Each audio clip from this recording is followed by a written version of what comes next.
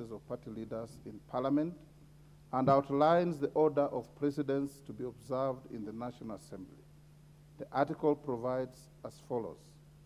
There shall be a leader of the majority party and a leader of the minority party. The leader of the majority party shall be the person who is the leader in the National Assembly of the largest party or a coalition of parties. The leader of the minority party shall be the person who is the leader of the in the National Assembly of the second largest party or a coalition of parties. The following order of precedence shall be observed in the National Assembly. That is sub-article 4 of 108. The Speaker of the National Assembly, the leader of the majority party, and the leader of the minority party.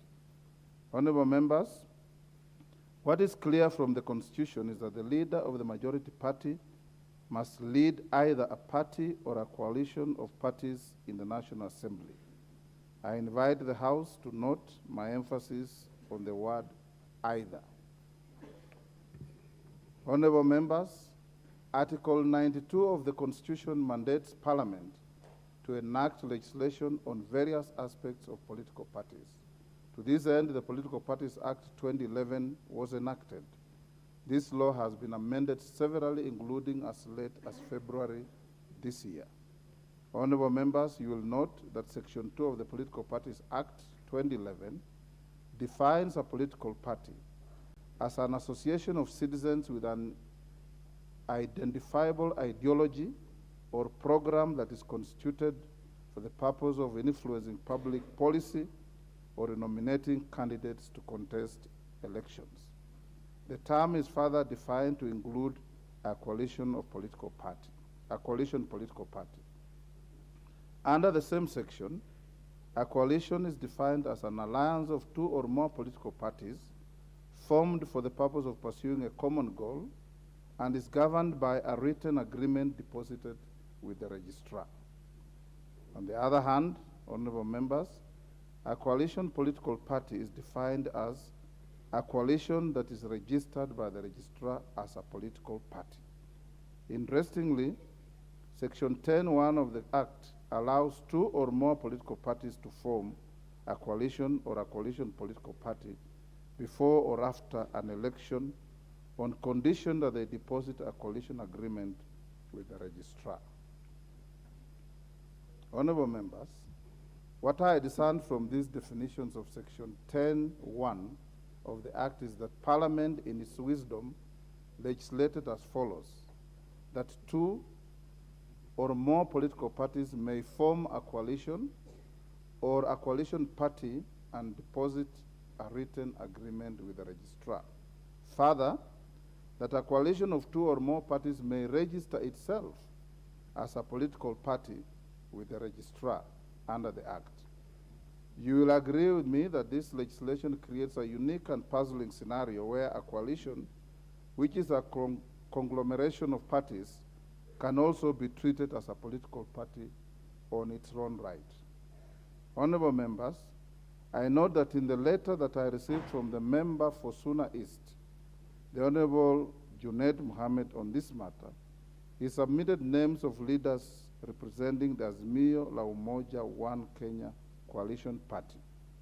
Curiously, in the same letter, the honorable member signed off as Secretary General of the Azimio la Umoja One Kenya coalition. This begs the question of whether Azimio la Umoja One Kenya coalition is a coalition, political party, or both. In the debate over this matter, several members argued that a coalition political party is a perfectly legal vehicle that was used in the just concluded election to allow individual and corporate membership within a coalition. In my understanding of Section 2 and Section 10 of the Political Parties Act, Parliament permitted a coalition political party to elect to assume the character of either a party or a coalition. Honorable members, in the last general election, it's evident that Azimio la Umoja One Kenya elected to behave as several political parties in certain categories of elections. and as one political party with regard to the election of the president. It's without doubt that if it were to be considered as a political party, Azimio la Umoja One Kenya Coalition Party has no elected member in this House today, as no member was elected under its banner.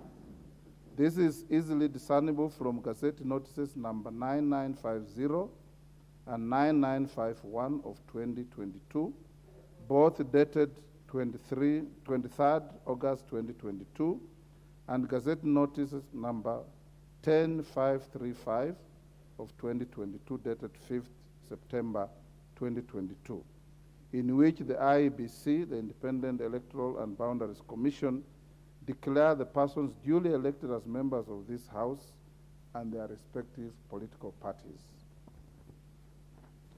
Further, honorable members, it is notable that with respect to the members nominated to this House, the Azimio la Umoja One Kenya Coalition political party elected to nominate members under the names of its constituent parties. This can be seen from the Gazette notice number 10537 of 2022, dated 7 September 2022, and Gazette notice number 10710 of 2022, dated 9 September 2022. The Azimio la Umoja One Kenya Coalition Party seems to have elected to enter this House in both elective and nominative positions through its individual constituent parties. It is a clear demonstration of the coalition party's respect for freedom of association under Article 36 of the Constitution, which exercise of political rights under Article 38 of the Constitution, and the freedom of speech and debate in the House under Article 117 of the Constitution. Honorable members, Article 108 of the Constitution also allows a coalition to elect and designate their choice of the leader of the majority party. The claim by the Kenya Kwanza coalition is based under this limb. Similarly, the Azimio la Umoja One Kenya Coalition political party has staked its claim to the leadership of the majority party in exercise of its second skin as a coalition.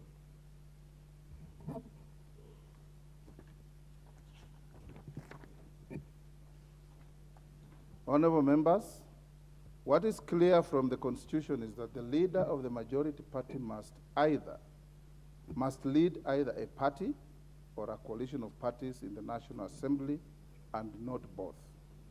Indeed, I noted earlier in this communication, in determining the matter confronting the House today, one must ask the question whether the entities claiming the leadership of the majority party are parties or coalitions. The provision of the Constitution seems not to envisage the position of the leader of the majority party being claimed by an entity that is both a party and a coalition of parties.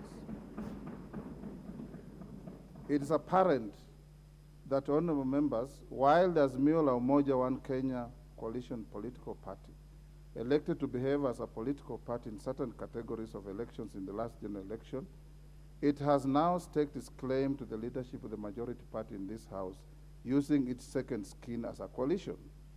The issue that arises at this stage is whether this conduct is in conformity with the expectation of Article 108 of the Constitution, which requires an entity to elect one of the two choices.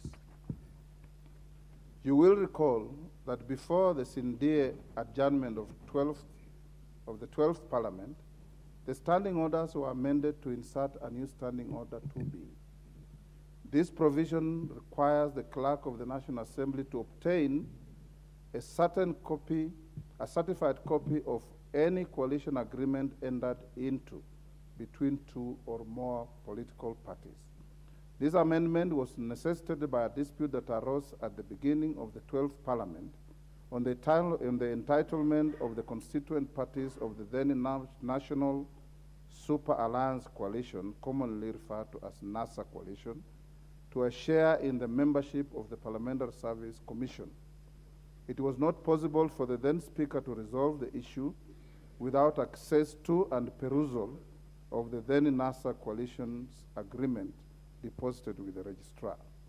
Apart from resolving any disputes related to the membership of the Parliamentary Service Commission, it would interest members to note that pursuant to Article 2152 of the Constitution, part of the membership of the Commission on Revenue Allocation is also drawn from nominees of the majority party and the minority parties in the House. This is the basis upon which the standing order was introduced in the last Parliament so as to enable the Speaker to discern the undertakings made by the parties with regard to the positions available to the House. The sharing of nominees for appointment to commissions such as the Parliamentary Service Commission and the Commission on Revenue Allocation, entitlement to positions in the East African Legislative Assembly, and where necessary, determining the relative majorities in the House. Journals of the House indicate that this provision was hardly intended to be used to resolve questions of which party or coalition of parties has sufficient numbers in this House so as to be entitled to elect the leader of the majority party. Honorable members, the Political Parties Act provides a general framework for the formation of coalitions, but leaves the substantive provisions to the formulation of the respective parties to a coalition. Where the substantive provisions of a coalition agreement are unclear, ambiguous, or are in contention, the interpretation of the intent of the parties is left to the general jurisdiction of the legal system. Nevertheless, honorable members, perusal of an agreement entered between the partners in a coalition would greatly assist resolve or forestall unnecessary disputes likely to impede the conduct of the business of the House. Indeed, upon obtaining a copy of the NASA coalition agreement, my immediate predecessor did urge that the provision of the coalition agreements to the House should become standard practice. This is what informed the introduction of new Standing Order 2B in our rules of procedure. Honorable members, with regard to the coalition agreements affecting the affairs of the 13th Parliament, the clerk did write to the Office of the Registrar of Political Parties on 2nd September 2022. In her letter, entitled Request for Information and Copies of Coalition Agreements pursuant to the National Assembly Standing Order 2B, the clerk provided the registrar with a list of parties with representation in the House at the time. The clerk sought the following from the registrar, and I quote, guidance on which particular political parties from the list above are in coalition arrangements. Please include the date of the registration of the coalitions. 2, information on changes made to any of the coalition agreements or partnerships that are in place and the dates of the changes, if any. And 3, certified copies of the coalition arrangements entered into by any of the parties listed herein. Honorable members, in response, the registrar noted that at 21st April 2022, Azimio la Umoja One Kenya Coalition Party comprised 26 political parties, namely Jubilee Party, JP, Orange Democratic Movement, ODM, Wiper Democratic Movement, WDM, Kenya African National Union, KANU, National Rainbow Coalition, NAC, National Rainbow Coalition Kenya, NAC Kenya, Muungano Party, Maendeleo Chap Chap Party, Democratic Action Party, DAP-K, Devolution Empowerment Party, United Party of Independent Alliance, United Democratic Movement, UDM, United Progressive Alliance, UPA, Pamoja African Alliance, PAA or PA, Kenya Union Party, KUP, United Democratic Party, UDP, Movement for Democracy and Growth, MDG, Kenya Reform Party, KRP, Chama cha Uzalendo, CCU, National Liberal Party, NLP, People's Trust Party, PTP, Ubuntu People's Forum, UPF, Party of National Unity, PNU, Labour Party of Kenya, LPK, and the Party for Growth and Prosperity. In the same letter, according to the registrar, the Kenya Kwanza Alliance comprises 15 political parties, with the UD, United Democratic Alliance, UDA, Amani Congress, National Congress, ANC, Forum for Restoration of Democracy Kenya, Ford Kenya, Chama cha Kazi, Communist Party of Kenya, CPK, the Service Party, TSP, Tuchibebe wa Kenya Party, Farmers Party, Devolution Party of Kenya, Economic Freedom Party, and the Umoja na Maendeleo Party as members of the coalition as at 3rd June 2022. Can the members take their seats?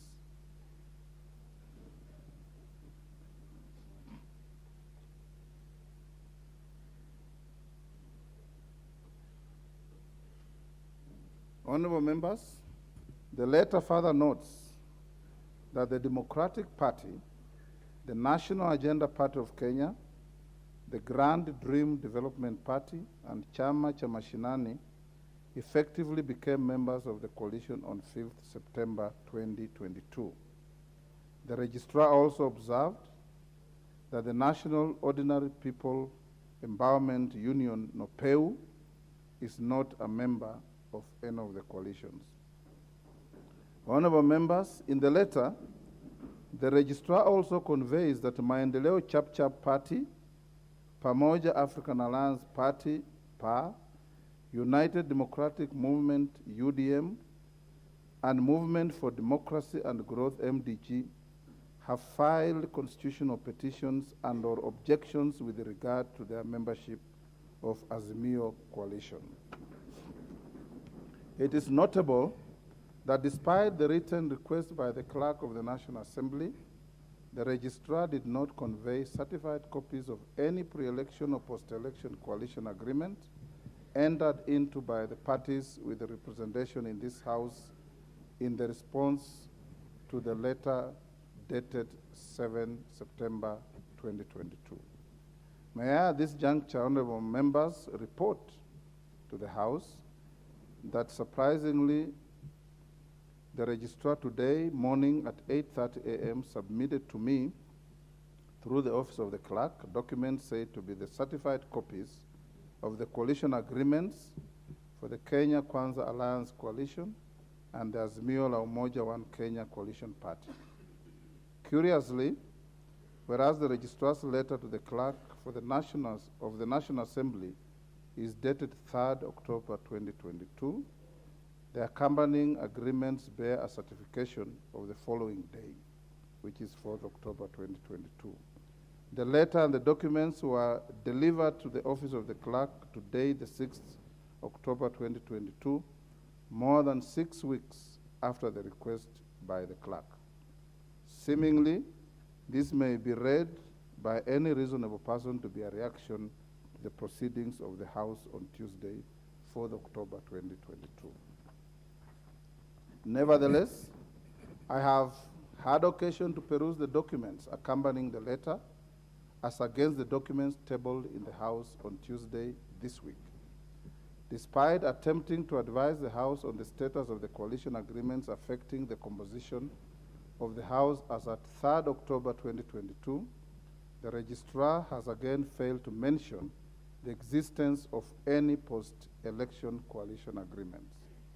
This is a glaring omission when viewed against the post-election coalition agreements tabled by the member for Kikuyu constituency during the proceedings. The post-election coalition agreements are critical to the Speaker for purposes of guaranteeing the constitutional rights and political freedoms of the members of this House elected under UDM, PA, MCCP, and MDG. Honorable members, this now brings me to the submissions made by the Honorable Opio Wandai on the significance to be attached to the response of the registrar of political parties, which he also tabled in the House on Tuesday this week, and any subsequent communication from the registrar. It will be recalled, honorable members, that the distinguished member for Ugunja submitted that the Speaker has no other role apart from conveying information contained in the letter by the registrar to the House. You will agree with me that this view is untenable for two main reasons. First, Section 10 of the Political Parties Act 2011 is clear that coalitions are not cast in stone but are an evolving arrangements which can occur both prior to and after election. The registrar has shied away from making a determination on the post-election status of the existing coalitions in light of the submissions made by part of the membership of this House and letters written to me by a number of members relating to post-election coalitions. The Speaker ought not to be a conduit for this indecision insofar as it has the potential of curtailing the business of the House, which is an important constitutional arm of the national government.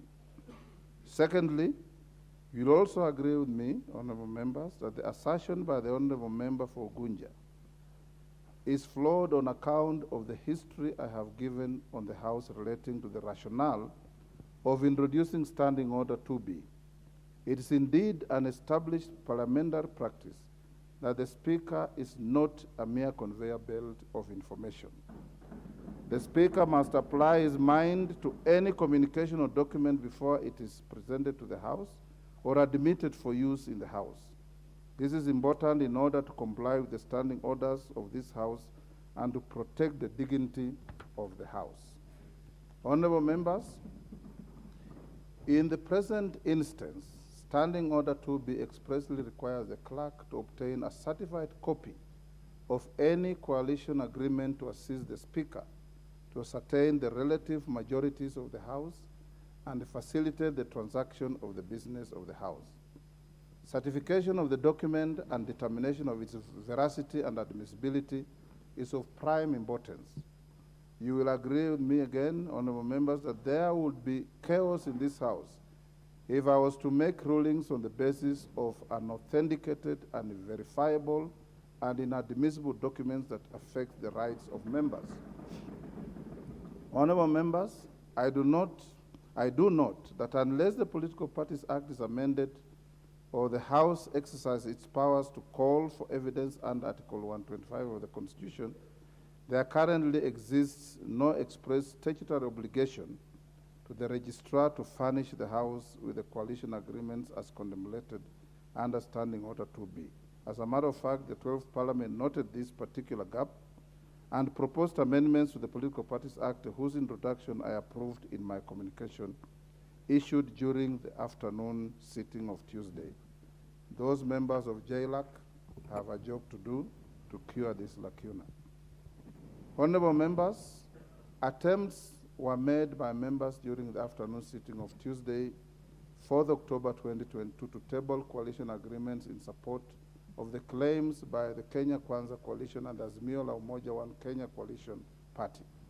You will recall that I ruled the documents tabled by the Honorable Junet Mohammed as inadmissible owing to the inconsistencies that were apparent on the face of the document. The inconsistencies were glaring, especially in light of allegations made by the Honorable David Ocheng's denouncing association of both himself and his party with the coalition political party. Apart from being a member of this House, the Honorable David Ocheng is also the party leader of the Movement for Democracy and Growth, an alleged party to the document tabled by the Honorable Junet Mohammed. In light of the objections raised by the Honorable David Ocheng, the document became a center of particular focus with respect to its legality, validity, and admissibility. The attempt by the Registrar of Political Parties to convey what is said to be a certified copy of the document tabled by the Honorable Junet Mohammed on the 6th October 2022, that's today, has not made things any better, as the document from the registrar, just like the document tabled by the Honorable Junet Mohammed, has the same glaring gaps and inconsistencies that make it inadmissible. The question of admissibility of papers laid in this House has been addressed severally by my predecessors. In the most recent case, the Honorable Justin Muturi distilled previous guidance on the admissibility of documents into 9 brief rules in a communication issued on Tuesday, 10th May 2022, while ruling on the tabling of papers by the then member for Wajir County, the Honorable Fatuma Gedi. The then Speaker ruled that in assessing the admissibility and/or authenticity or otherwise of a document tabled in the House, the Speaker ought to examine whether the document, 1, relates to the matter for which it has been tabled, 2, is signed, and if it is a government document, by the authorized person or persons, 3, bears the emblem or logo of the institution or person from which it originated or coat of arms in the case of documents from government agencies, 4, clearly indicates the author and person to whom it is addressed, 5, discloses the origin or source of the document, 6, bears certification where a document other than the original is being tabled, 7, if electronic, has been obtained from a source that does not permit alteration of content, and 8, is related to a claim made before the House or a committee or its content has a nexus with the claim. 9, is stamped and clearly indicates the person signing of the stamp. Honorable members, can the honorable members take their seats?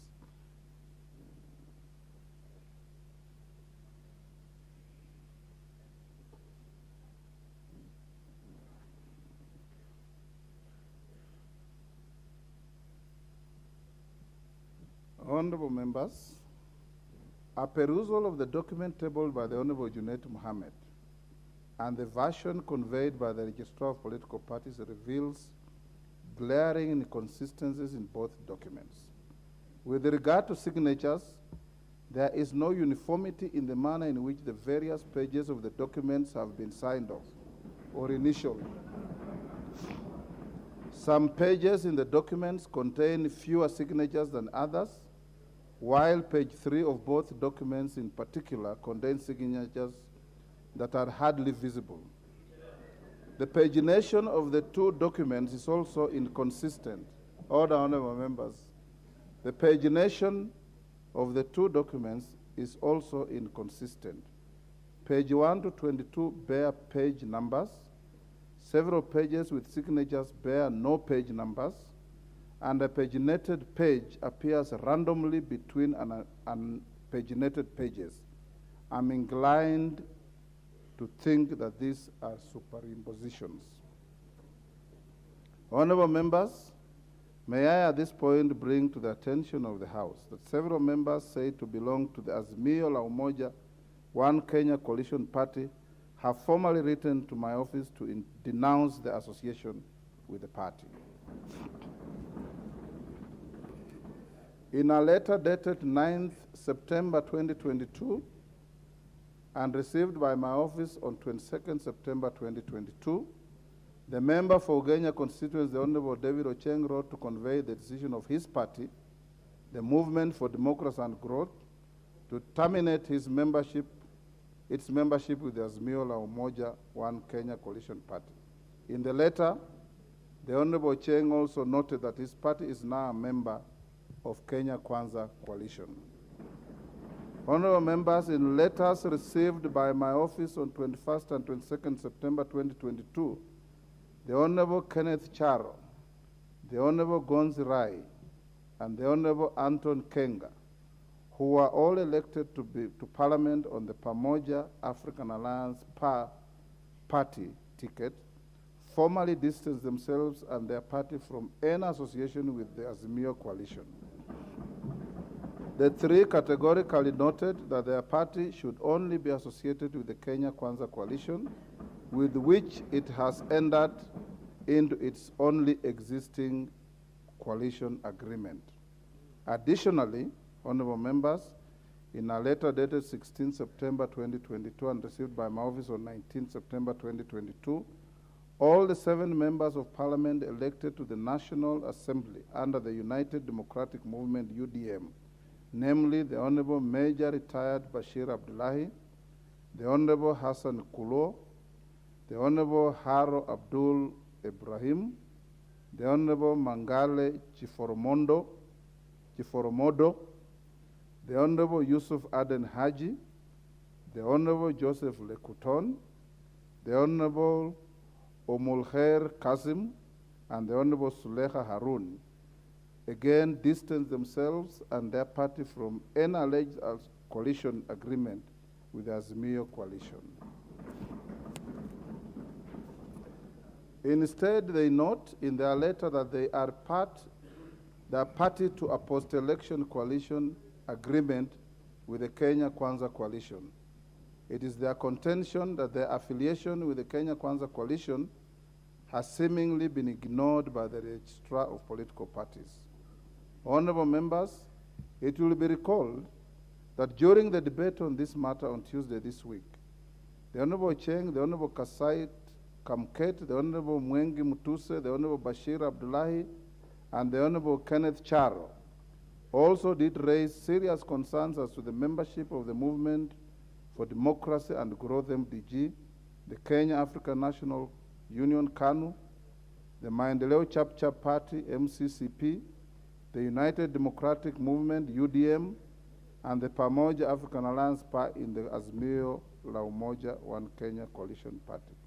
At this stage, honorable members, the question that comes to my mind as your speaker is, what am I meant to do with these contentions? Honorable members, allegations were also made by a number of members on alleged coercion and duress while entering into agreements with one of the coalitions. This, all the honorable members, I have not finished what I'm saying. This, if true, is a serious affront to the democratic rights and freedoms that we enjoy as citizens of this country. As a seasoned lawmaker and a lawyer, I note that the political freedoms granted to Kenyans by the Bill of Rights must be taken very seriously in the affairs of political parties. If I were to rely on the coalition agreements tabled before this House, I would find great fault in any provision seeking to limit the political rights of members of this House. Honorable members, our Constitution is very rights-centric. In any ruling I make as your Speaker, I must be guided by the provisions of Article 3, Article 10, and Article 21 of the Constitution. These provisions require me to uphold, respect, and defend the Constitution whenever applying myself on any questions brought before me. I'm also under obligation to jealously protect the rights and freedoms guaranteed by the Constitution to all members of this House and indeed all Kenyans. You will note, honorable members, that even when making laws, all of you are enjoined under Article 24 of the Constitution to ensure that any limits you place on a right or freedom are expressly stated and that the limitation is reasonable and justifiable in an open and democratic society. Having looked at the drafting style of the Political Parties Act vis-a-vis the requirements of Article 24(2) of the Constitution, it is evident that the Political Parties Act does not manifest or declare any intent whatsoever to limit the rights guaranteed under Article 36 of the Constitution on the freedom of association and Article 38 of the Constitution on political rights. Honorable members, political rights are not absolute. They may be limited in a manner that is consistent with the provisions of Article 24 of the Constitution. Indeed, the Political Parties Act does not engage in the substantive limitations of rights, but only deals with procedural exercise of those rights in terms of timelines. Honorable members, indeed, the architecture of the Act is that timelines are only prescribed with respect to activities that fall before the election date, which seem to be related to the management of the election calendar. There are no timelines prescribed for activities after the election date. From the provisions of the Act, it appears that a person is at liberty to join and leave political parties as long as they notify the registrar of their actions. Honorable members, I'm not sure whether a provision of a coalition agreement regulating the period within which a member may exit a coalition would pass the test of being compliant with the Political Parties Act in the first instance, or the Constitution, or the Constitution in the second instance. Fortunately, that is not for me to decide. I trust those who are aggrieved will find their way to courts of law in exercise of their powers under Article 165 of the Constitution. Honorable members, noting that some of the matters raised were said to be pending either in the Political Parties Disputes Tribunal or the court, I shall refrain from pronouncing myself on such. Honorable members, let me now turn to the nexus between the letter from the Registrar of Political Parties and the several Gazette notices published by the IEBC with respect to your election or nomination as members of this House. Based on Gazette notices 9950 and 9951 of 2022, both dated 23rd August 2022, Gazette Notice 10535 of 2022, dated 5th September 2022, Gazette Notice number 10537 of 2022, dated 7th September 2022, and Gazette Notice number 10710 of 2022, dated 9th September 2022, the current composition of the National Assembly by individual political parties is as follows. United Democratic Alliance, UDA, 145. Orange Democratic Movement, ODM, 86. Jubilee Political Party, 28. Wiper Democratic Movement, 26. United Democratic Movement, 8. Amani National Congress, 8. Ford Kenya, 6. Kenya African National Union, KANU, 6. Democratic Alliance, part of Kenya, 5. Pamoja African Alliance, PA, 3. Kenya Union Party, 3. United Party of Independent Alliance, UPIA, 2. Maendeleo Chap, 2. The Service Party, TSP, 2. United Progressive Alliance Party, UPA, 1.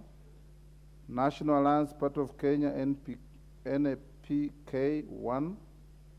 National Ordinary People Empowerment Union, NOPEU, 1. Grand Dream Development Party, 1. Democratic Party, DP, 1. Movement for Democracy and Growth, MDG, 1. Chama cha Mashinani, 1. Honorable members, reference to the letter by the Registrar of Political Parties will give the cumulative number of the members of the constituent parties of what the Registrar refers to as the Azimio la Umoja One Kenya Coalition Party as 171 members and against 165 members of the constituent parties of what the Registrar refers to as the Kenya Kwanza Alliance. However, it is notable that a total of 14 members are drawn from 4 parties, that is UDM, MDG, MCP, and PA, who according to the letter of the Registrar have filed constitutional petitions and objections against their membership in Azimio. This implies that the letter from the Registrar may not be used to compute the membership of the majority and minority parties by dint of the admission contained in it on the existing constitutional petitions and objections.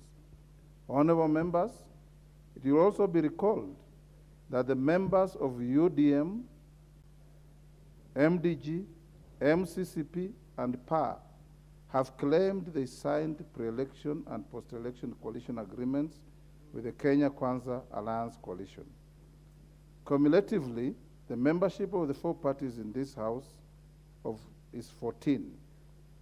If these members were to be added to the 165 members of the initial constituent parties of Kenya Kwanza Coalition, the coalition would comprise a total of 179 members.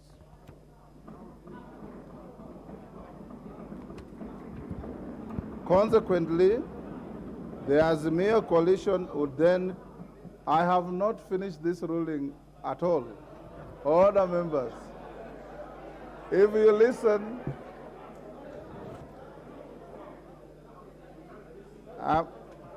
I'm sure the Honorable Mbandi, you know the difference between if and when. I'm sure you know the difference between if and when. Consequently, the Azimio coalition would then comprise a total of 157 members. However, honorable members, the pending constitutional cases and objections by members of UDM, MDG, MCCP, and PA, noted by the registrar of political parties in addition to the letters sent by the members and the contentions recorded during Tuesday's sitting, have a profound bearing on the matter at hand insofar as the same relates to the business of the House. At this stage, honorable members, the House has a choice to either hold its proceedings and await the determination of matters that are before the Political Parties Disputes Tribunal or the courts, or to permit the Speaker to make a decision that facilitates this House to continue discharging its constitutional functions. In any event, all the honorable members, you will hear the Speaker in silence. In any event, members are aware that the sub judice rule is a rule that the House imposes on itself. It can never be contemplated that the House can curtail the performance of its own mandate.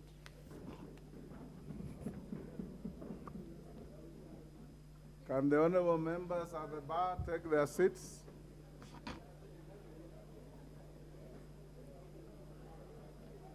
Yes.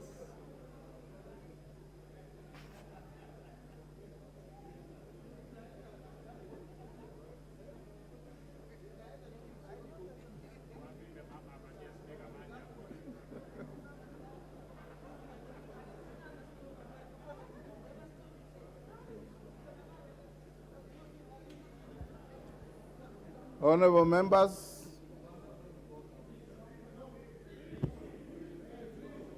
take your seats or take your walk. I've given you. Okay, honorable members, as this includes, among others, the formation of not only the House Business Committee, but also other key committees of the House, whose membership must be appointed within a prescribed timeline of 7 days, and others that are extremely critical to the functioning of this House and the national government. Honorable members, the committees that ought to be constituted within 7 days include the following: the House Business Committee, which determines, prioritizes, approves the business to be considered by this House, under Standing Order 171. The Committee on Selection, which is responsible for nominating members to serve in committees, under Standing Order 172.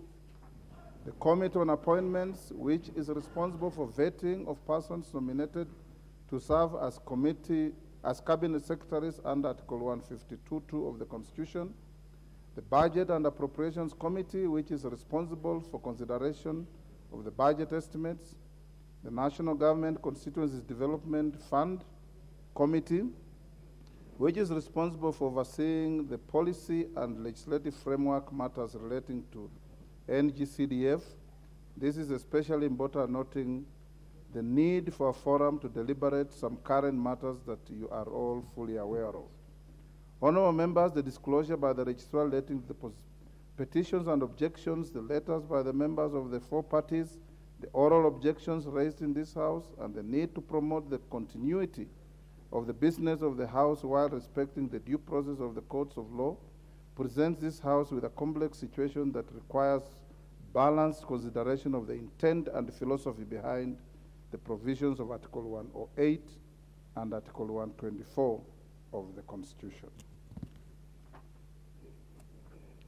Honorable members, in determining this delicate balance between the provisions that establishes the leadership positions of the House and the provisions which empowers this House to make its own rules of procedure, due regard must be given to Article 3 of the Constitution, which requires all persons to protect, defend and uphold the Constitution and Article 10 of the Constitution, which requires one to apply the national values and principles of governance when interpreting the Constitution.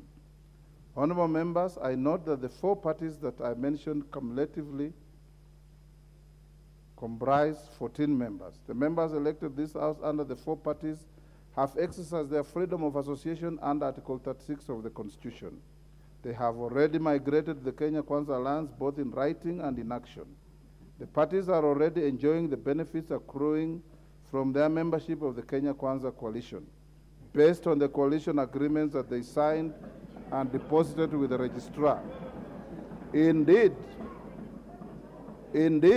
honorable members, as noted earlier, the 14 members have written to me, distancing themselves and their parties from the Azimio coalition, and have called upon the Speaker to recognize their coalition agreement with Kenya Kwanza with respect to the business of this House. I also did note the verbal representation made by the 14 members during the debate on Tuesday, the 4th of October. Honorable members, I started by noting the sentiments of the Honorable John Badi on the fact that the members comprising the leadership of Kenya Kwanza Coalition and the Azimio la Umoja One Kenya Coalition Party was not in contention. Indeed, no objection was raised during the debate on the issue of either proposing an alternative lineup or the alluding to the existence of any other coalition comprising any parties with the representation in this House. Having addressed the question of who between the Kenya Kwanza Coalition and the Azimio la Umoja One Kenya Coalition is entitled to appoint the leader of the majority party, allow me to discharge my responsibilities under Standing Order 19A4 and 24 with respect to the leadership of the House in the 13th Parliament. Honorable members, allow me now to address the House on the fate of the letters from Jeremiah Kioni before I come to that point. The Secretary General of the Jubilee Party, which I mentioned in my communication on Tuesday, 4th October. The Jubilee Party, and indeed any other parliamentary party, is at liberty to designate its party leaders and whips by dint of the provisions of Standing Order 20A, which provides for the recognition of parliamentary parties. Specifically, the Standing Order provides that a parliamentary party has the right to designate a leader and whip of the party in the House for purposes of the transaction of the business of the House. However, in parliamentary practice, the House frowns upon any purported communication emanating from strangers, especially if the matter relates to the internal organization of sections within the House. This is intended to ensure that the House only deals with persons that it can interact with and hold to account should need arise. For clarity, Standing Order 28.3 provides, and I quote, the names of the members designated as party whips shall be communicated to the Speaker in writing by the leader of the majority party on behalf of the majority party, by the leader of the minority party on behalf of the minority party, and the leader of a parliamentary party in the National Assembly in a case of a parliamentary party that is not part of the coalition forming the majority party or the minority party. In order to facilitate the transaction of the business of the House, the leader of the majority party and the leader of the minority party are required to forward to me the names of members who shall sit in the 5 critical committees that I mentioned earlier. Honorable members, Standing Order 1711F provides that apart from the House leadership, the House Business Committee consists of 9 other members nominated by the parliamentary parties, reflecting the relative majorities and taking into consideration the interests of parties other than parliamentary parties and independents. Furthermore, honorable members, Standing Order 1711C provides that besides the House leadership, the Committee on Selection consists of not less than 11 and not more than 21 members nominated by the parliamentary parties, reflecting the relative majorities and taking into consideration the interests of parties other than parliamentary parties and independence. Standing Order 2041 provides that apart from the leadership of the House, Committee on Appointments consists of not more than 15 other members nominated by the House Business Committee on the basis of proportional party membership, taking into account consideration the numerical strength of the parties and interests of independents. Honorable members, upon formation of the committees on selection, I will be asking the party leadership to nominate members for appointment to the rest of the committees within particular priority to the Budget and Appropriations Committee and the National Government Constituency Development Fund Committee. It is imperative that in nominating the members of the committees, majority and minority leaders should, as much as possible, take into account and consideration the gender representation, the need for national balance, and the interests of parties other than parliamentary parties, and indeed the independents. As to the completeness of the membership of the aforementioned committees, you will note that I have reserved some slots for independent members in each of the 3 committees whose nomination ratios I have specified. This is to ensure adherence to the standing orders, which require the recognition of the various shades of opinion represented in the House. As my predecessor noted in the 12th Parliament, the Speaker should protect the independent members and small parties in the nomination to and discharge from committees. Honorable members, in summary, therefore, my considered determination on the matter raised is as follows. 1, alleged coercion. That the consideration of the various allegations of coercion and duress at the time of entering into coalition agreements and an appropriate remedy for the same lies outside the authority of this House. 2, the place of members of UDM, PA, MCCP, and MDG. That in my considered opinion, it will be imprudent to treat the 14 members elected to the House under the UDM, Pamoja African Alliance, Maendeleo Chap, and the Movement for Democracy and Growth, MDG, as part of a coalition that they have expressly distanced themselves from and their parties.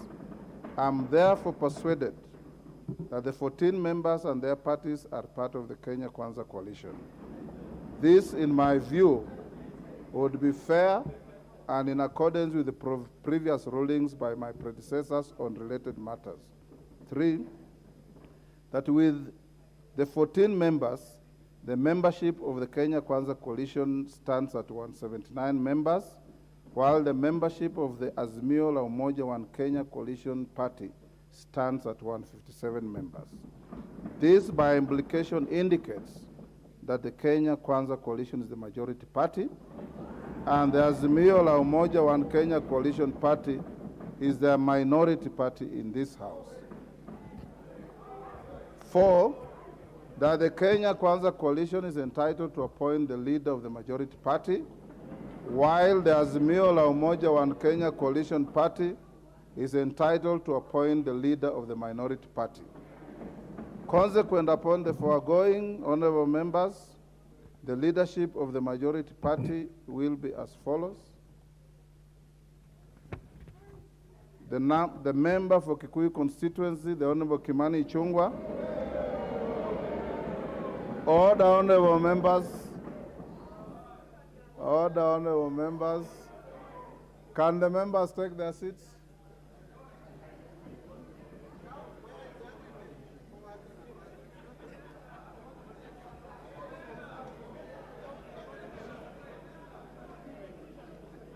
The member for Kilifi North, the Honorable Owen Baya, is the deputy leader of the majority party. The member for South Mugirango, the Honorable Silvanos Osoro, is the majority party whip. The member for Marsabit County, the Honorable Naomi Jilo Wako, is the deputy majority whip. Leadership of the minority party. That with regard to the minority party, the member for Ugunja, the Honorable Opio Wandai, is the leader of the minority party. The member for Kadiani, the Honorable Robert Mbui, is the deputy leader of the minority party.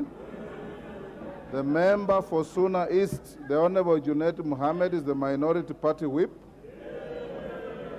And the nominated member,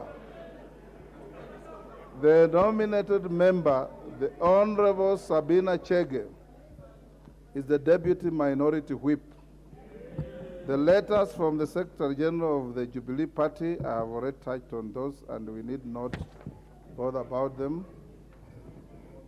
That with respect to the House Business Committee, the leader of the Majority Party, the Honorable Kimani Ichung'wah, and the leader of the Minority Party, the Honorable Pio Wandai, are directed to submit not more than 4 members each to my office, latest by 10 a.m. on Tuesday, 11th October 2022.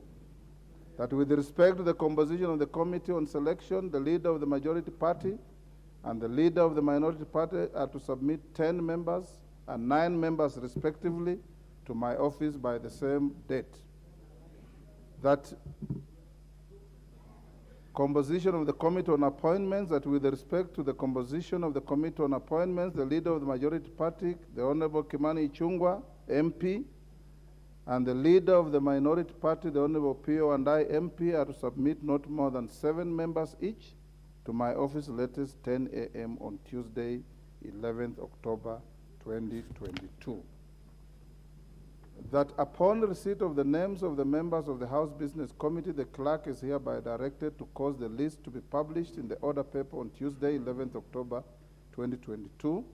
The clerk is also directed to ensure that the names of the members to serve in the Committee on Selection and the Committee on Appointments are presented to the House Business Committee when the committee sits on Tuesday, 11th October 2022. That while it will be construed in the interim that the Minority Party has designated its leadership, the leader of the Minority Party, the Honorable Pio Wandai, MP, is hereby required to regularize the designation of the whip and the deputy whip of the Minority Party according with the requirements of Standing Order 20A3. Remember, previously we were notified by the Honorable Junaid. It's actually now the Honorable Wandai to notify the leadership and the Speaker on who your whips are. That with respect to any member belonging to any party other than a parliamentary party, as your Speaker, I will endeavor to ensure the power afforded to me by Standing Order 174(2)B is upheld. I will not accept or approve any list of committee membership that does not take into account the interests of independent members and parties other than parliamentary parties, the ones we commonly refer to as small parties. That pursuant to Standing Order 259, the marked seats in the front row of the chamber to my right and to my left are reserved for the persons occupying the offices of leadership of the Majority Party and the leadership of the Minority Party, respectively.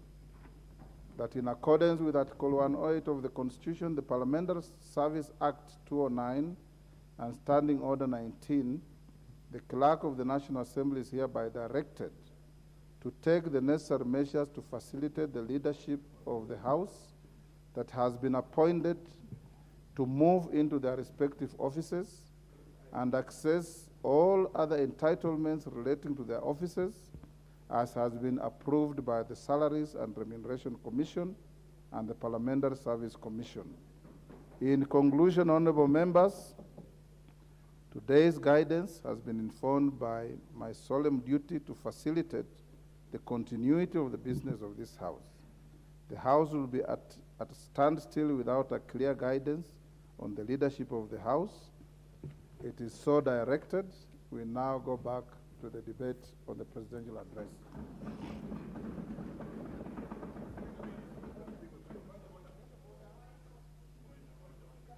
Yes, the Honorable Wandai. Yes, the Speaker, I have listened keenly to your ruling on this contentious issue. Whereas, of course, I don't agree with it, I would wish to acknowledge the fact that this House operates in a quasi-judicial manner. And therefore, in line with the rules of natural justice, tenets of democracy, and established jurisprudence, I would wish to give notice that we shall be moving, Mr. Speaker, shall be moving you to review your decision. And for that reason, Mr. Speaker, I'll be asking you to give me opportunity to make certain submissions or to make an application for you to review your decision, which is obviously in line with the established jurisprudential practice. I will be again asking you to direct the clerk to facilitate my coalition with the certified copies of your ruling, if possible, by close of business today. Mr. Speaker, I say this with tremendous respect to your office and to the institution of Parliament. Mr. Speaker, it's important for us to establish a culture of openness, transparency, and indeed to work consciously towards entrenching democracy and the rule of law.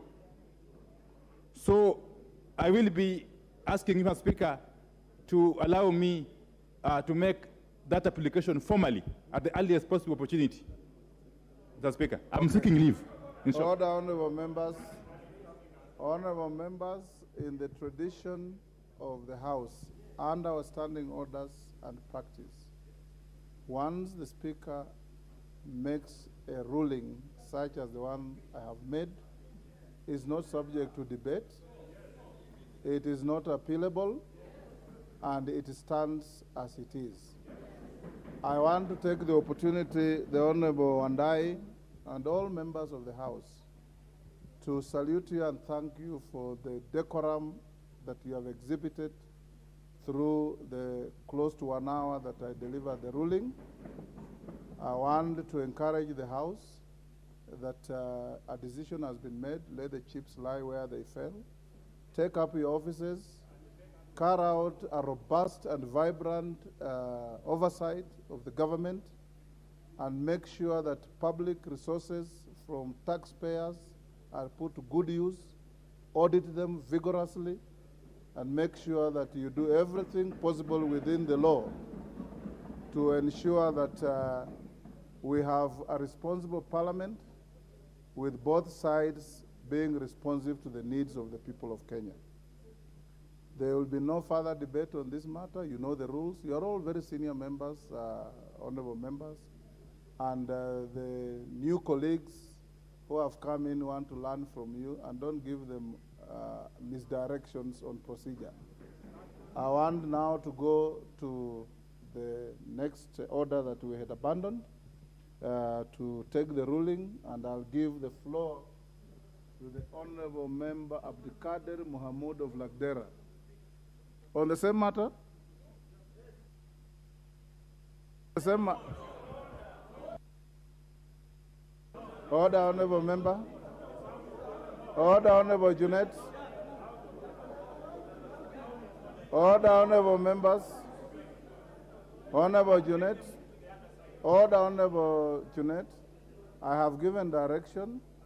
The ruling of the chair is a public document. It will be on the parliamentary website. You can get it in the course of the evening or tomorrow, depending on what the clerks will do. And you can analyze it, you can critique it, you can do many things about it except debating it on the floor of this House.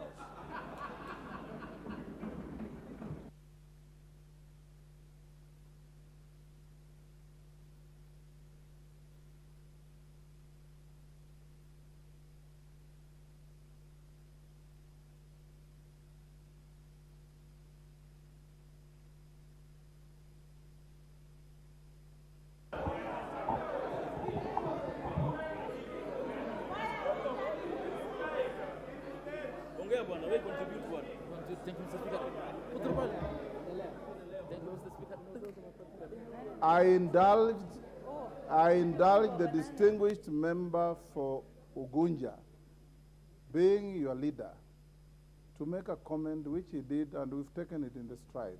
And I've given him direction, and you can see how distinguished he is in respect of what I've said. I want to urge you members that we have called the next order which we had left before the ruling, and the member for Lagdera, if he's on the floor, he can continue with the debate. If he's not, we give the floor to the next member. Go on, member.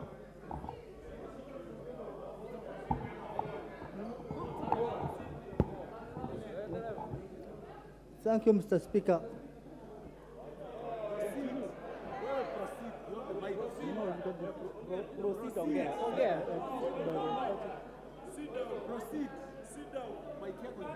Member for Lagdera, if you want to cede your position, we can give to somebody else.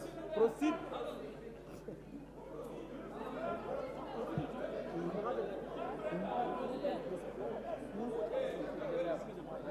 Right now. Thank you.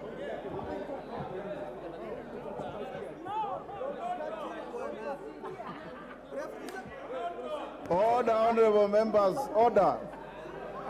Order, honorable members. Order. Honorable members, order. Order, honorable members. The member for Lagdera, you will forfeit your position. You don't want to speak.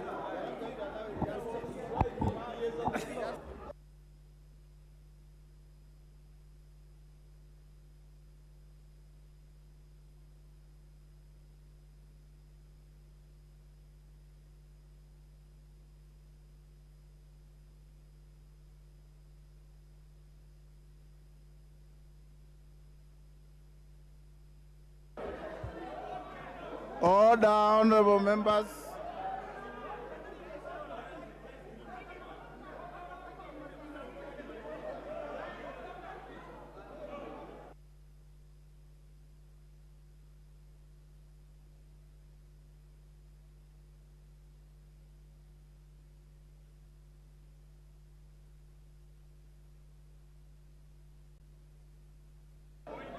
Order, honorable members.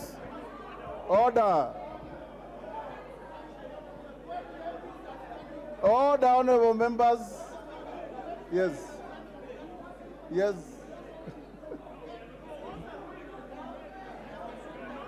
Order, honorable members.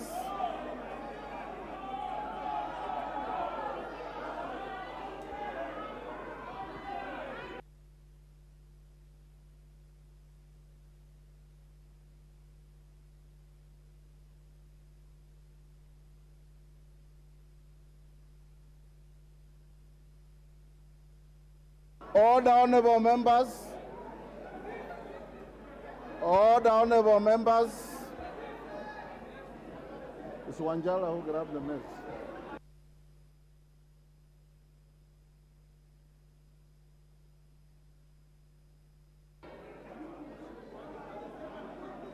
Order, honorable members.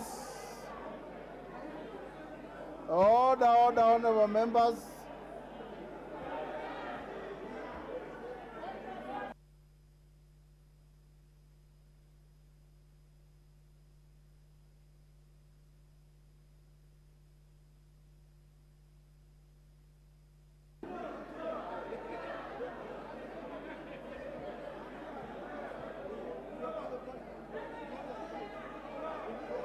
Order, honorable members.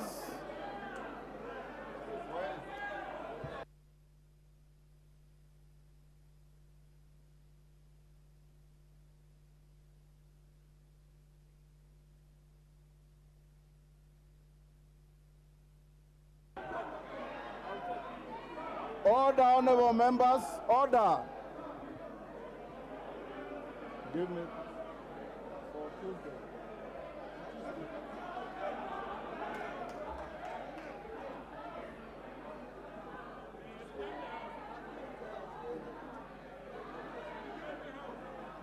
Honorable members,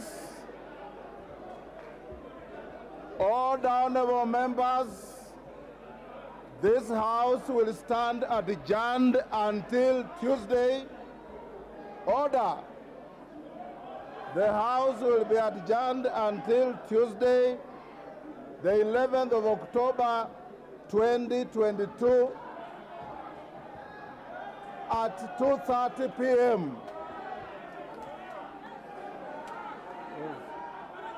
Order.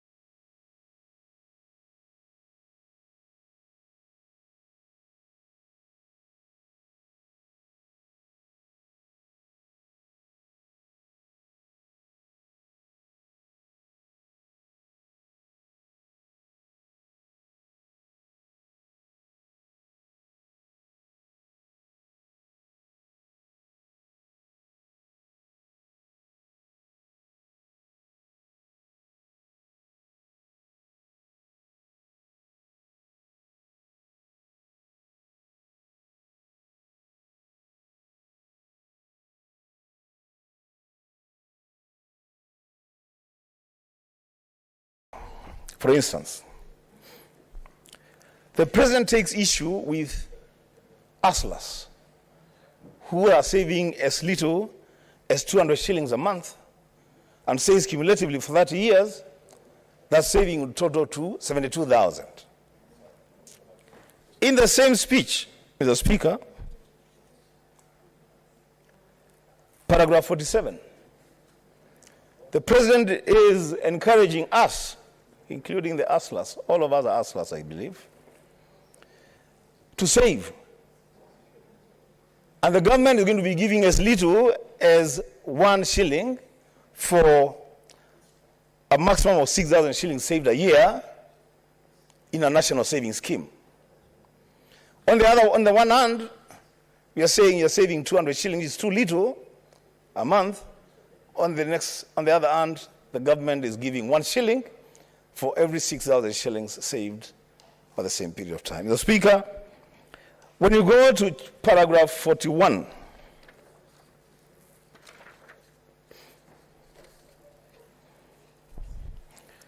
the government wants to save 300 billion Kenya shillings this year.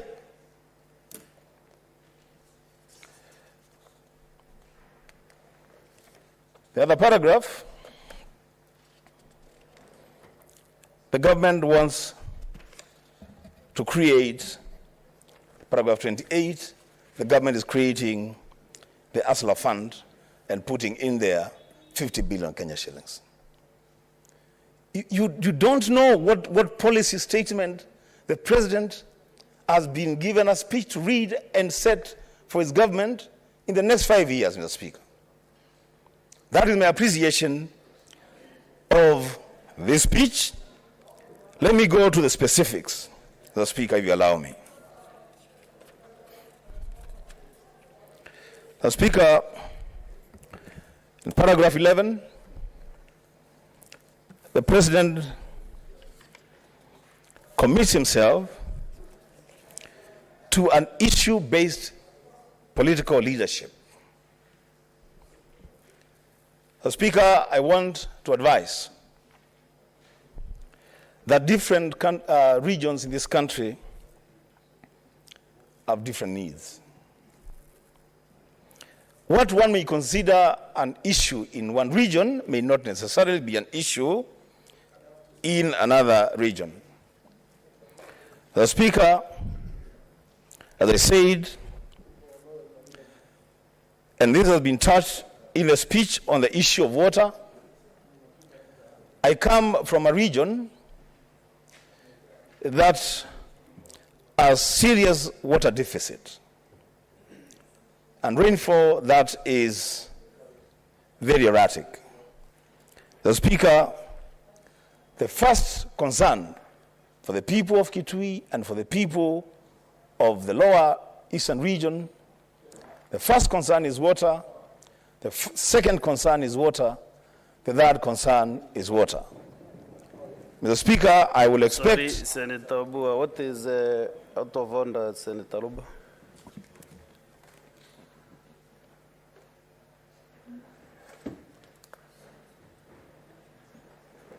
Hold my time. Yes, Mr. Speaker, I rise on the point of order. 122E, Honorable Senator Wambua, my friend, has given inaccurate information as to the content of President's speech. If you look at paragraph 47 of the speech, Senator Wambua said, the President said, for every 6,000 shillings saved, he will give a shilling. And I quote, the President said in paragraph 47, for every 2 shillings saved in the scheme, up to a maximum of 6,000 a year, the government will contribute 1 shilling. For every 2 shillings, 1 shilling. And so the information given initially of, I would like to correct that. Thank you very much. That was actually a point of information. It's Yes. okay. Maybe you can make the correction. Yeah, sure, Senator sure. Wambua. It's a point of information which does not change the facts. The facts remain as they were. I don't know how it does it, because if you remember, the context of my overview was about a speech that is not speaking to itself. There is a saving here that is said to be very low, but there is a lower saving that is being encouraged. Same thing. Mr. Speaker, if you allow me, I want to move and conclude my presentation. The Speaker, on paragraph 14, the President has devoted himself to be President of every Kenyan and serve all regions irrespective. The Speaker, I would want to encourage the advisors of the President and the President himself on the floor of the Senate to match his words with his actions. The Speaker, Senator Boni Khalwale knows very well of the contents of the sessional paper number 10 on African socialism and its application to development in Kenya, to planning in Kenya. 1965, talking about political equity, wealth creation, human dignity. Opinion is divided on that sessional paper because there are those who believe that was a very good paper. There are those who believe that it only gave resources to areas that were already resourced, and the areas that were not resourced were left to suffer. The Speaker, this commitment, where I sit, speaks to the principle of paper number 10. That is, the Speaker, whereas the President is saying that he will serve all Kenyans irrespective,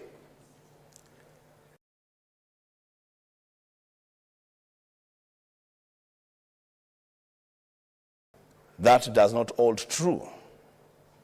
And our duty, Mr. Speaker, in this House, as senators and as members of Parliament in the National Assembly, is to hold the executive to account on their own word. Mr. Speaker, I want to make this very clear, because I see a temptation especially on leaders seated on the right side of the Speaker, thinking that they are more government than leaders seated on the left side of the Speaker.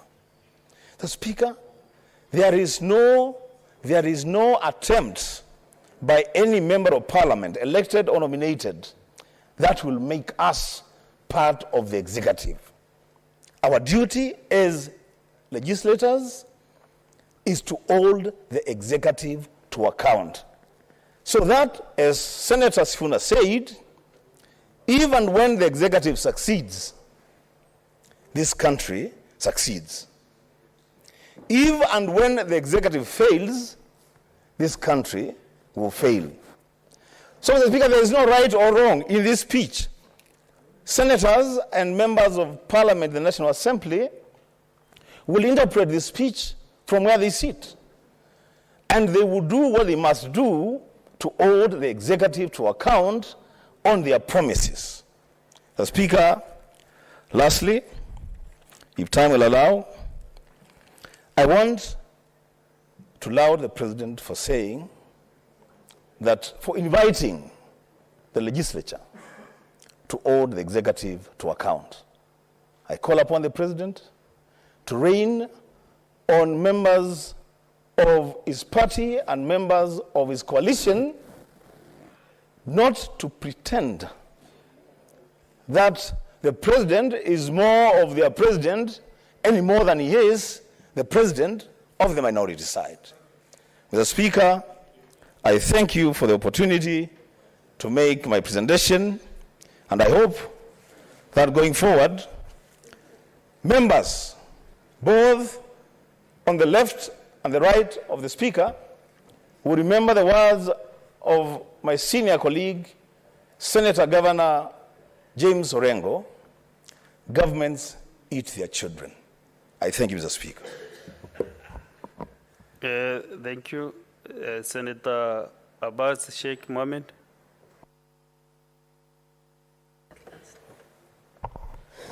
Mr. Speaker, sir, thank you for the opportunity. If I may contribute to the President's speech, the President of the Republic of Kenya talked of 52 issues within a very short time. I talked eloquently and with a lot of vigor, and that made the speech to be seen as a very short time. Mr. Speaker,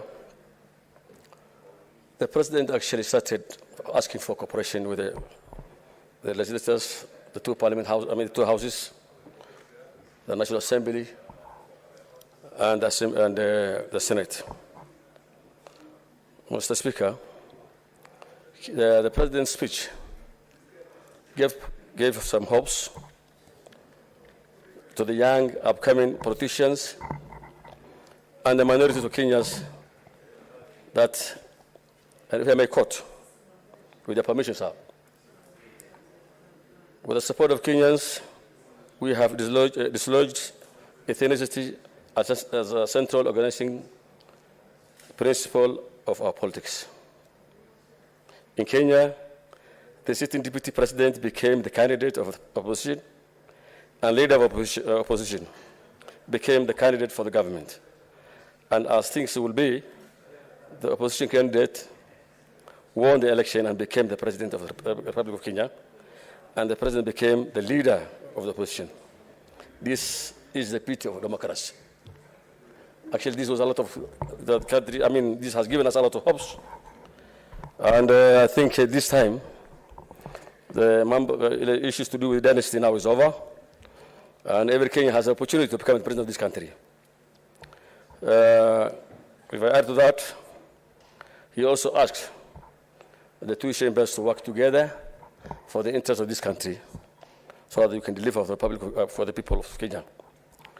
One other thing, Mr. Speaker, that has taken, and this is a concern to me, is that 3.5 million Kenyans are today facing drought, and not only drought, but famine. that many Kenyans today in 23 counties don't have food to eat. And this has become now president in this country, in the successful government in the past and today, that this country has enough resources. This country, even in the marginal areas, can be able to produce enough food for this country. Mr. Speaker, one thing I can assure you, it's only if we give attention and enough attention and resource to the asset areas, that is in the same areas, that this country will grow, the GDP will grow into a double digit. Unfortunately, as one of my colleagues said, the session of paper 10 has really marginalized the marginal areas and give opportunity to the high potential areas.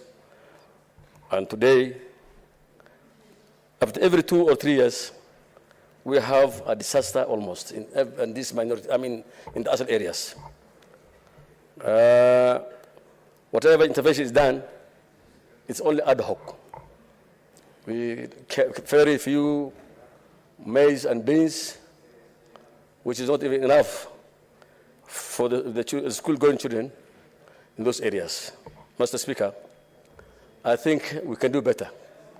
This country needs to plan for the marginalized areas, for the arid areas. The arid areas, actually, Mr. Speaker, the livestock we keep in those areas contribute about 70% of the GDP today. If well utilized, it can go up to 100 billion shillings. I'm saying not 70%, but 70 billion shillings. If well utilized and well planned and well resourced, it can be able to produce or give over 150 billion Kenyan shillings. The same sector employs about 15 million Kenyans.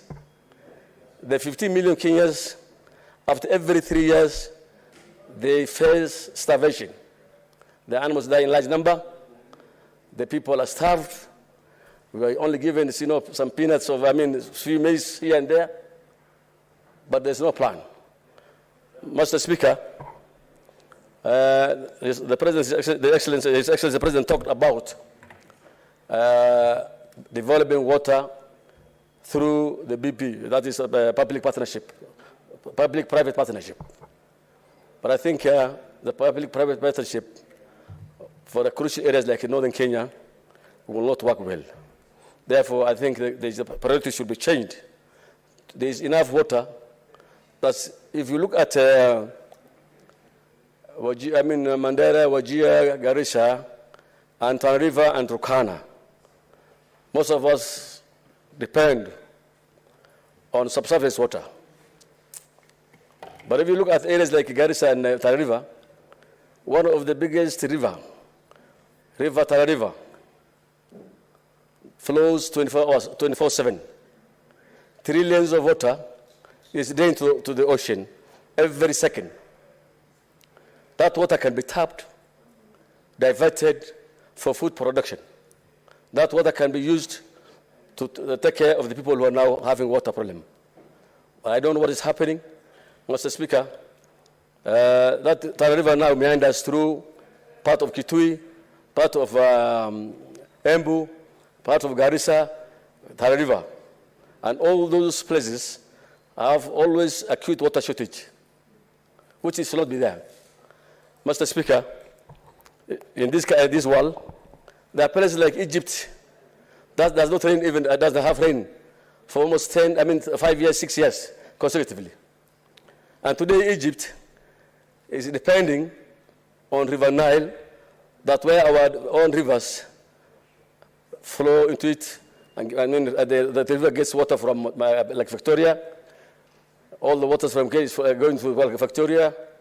The rest is going to the oceans. That is where we need now to tap water for the production of this country. That we must alleviate this kind of water shortage, this kind of famine. Every time there's no food for the people. I think that is actually a misplaced priorities.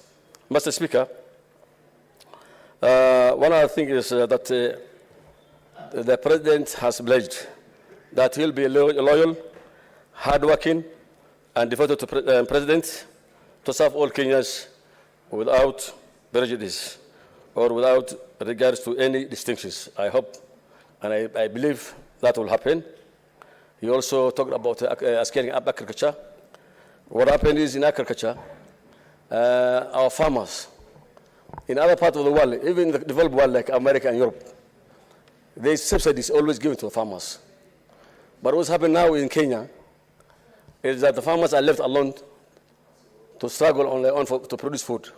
But since the president has said that they will subsidize, I mean, the government is going to subsidize food production at the production level and not at consumer level, this country now, as it is, we have also become consumers instead of producers.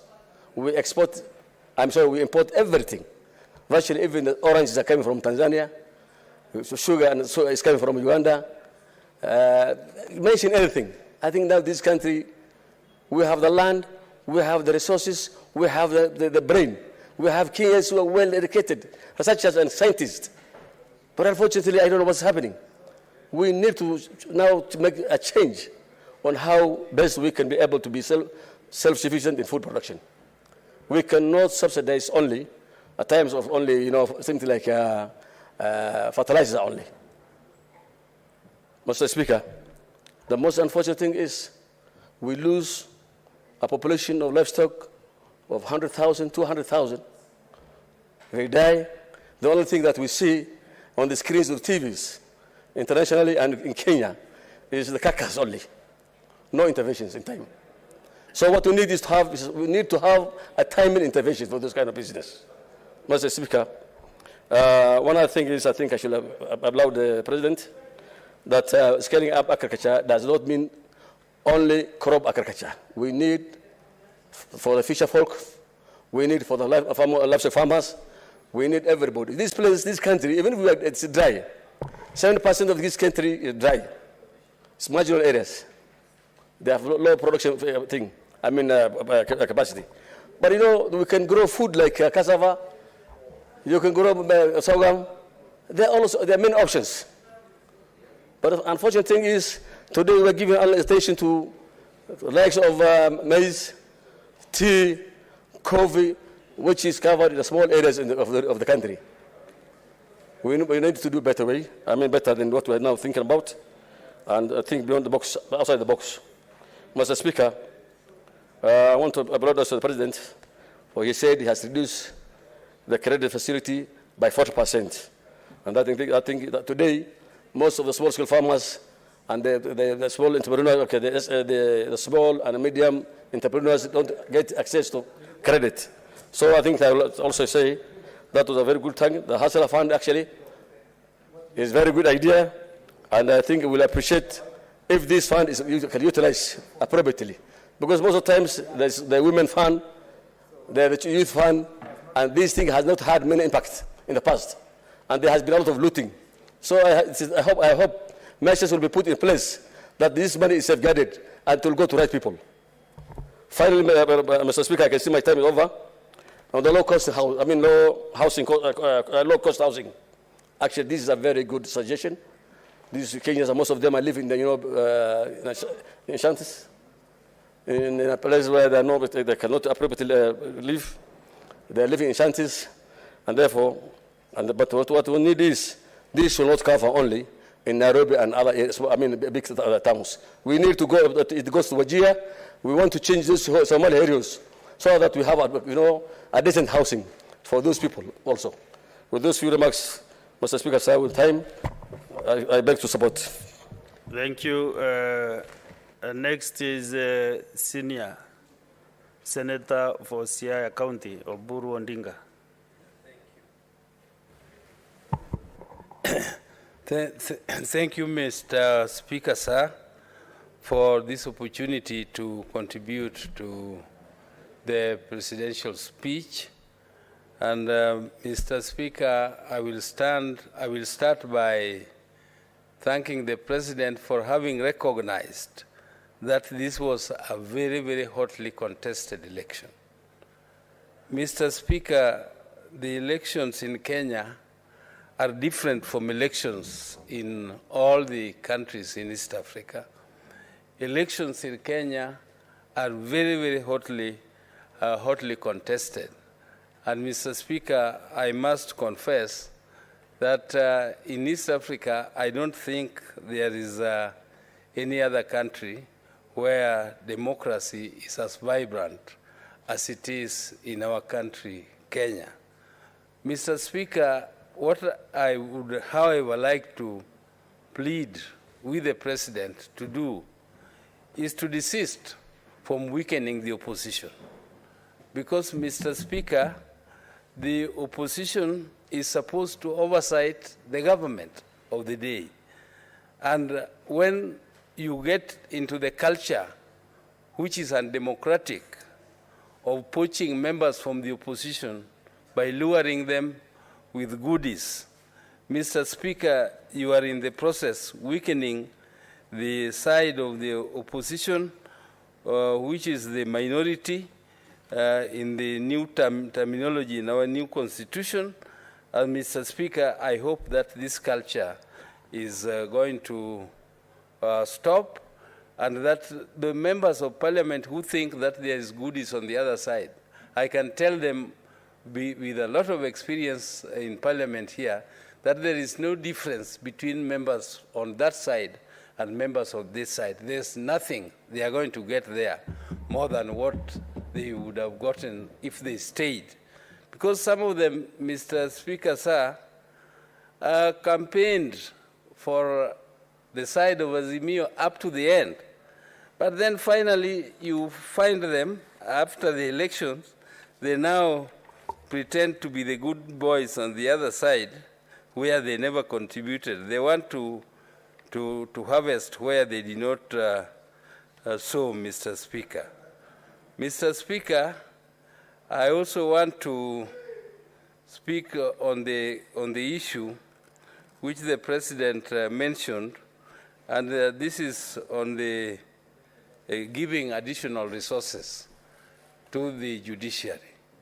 Mr. Speaker, you will recall that the judiciary has been starved of funds. Mr. Speaker, they were starved of funds when the current president was actually the deputy president, and even I think he was even sometimes a co-president.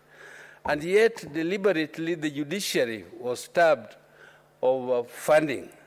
And Mr. Speaker, when you talk of the independence of the three arms of government, they should be truly independent. The president cannot purport to be dishing out money to the judiciary and strengthening them, because they are supposed to be independent. When you are the one who is becoming, you